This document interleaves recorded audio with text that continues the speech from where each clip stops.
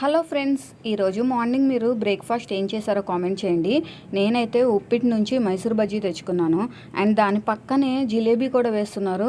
దాని కలర్ చూసి వేడి వేడిగా జిలేబీ వేస్తుంటే ఎంత బాగుంటుందో అనుకొని జిలేబీ కూడా తెచ్చుకున్నాను. జిలేబీ టేస్ట్ అయితే అంతంత మాత్రంగానే ఉంది, అంతగా ఏం నచ్చలేదు. అండ్ మైసూర్ బజ్జీ చేయడం ఒక ఆర్ట్, అందరికీ రాదది.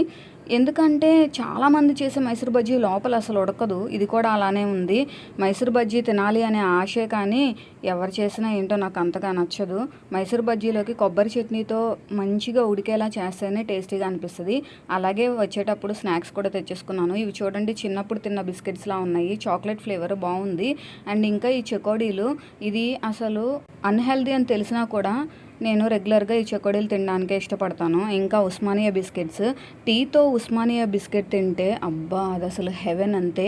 మీరు కూడా ఇంతేనా? కామెంట్ చేయండి, వీడియోని లైక్ చేయండి.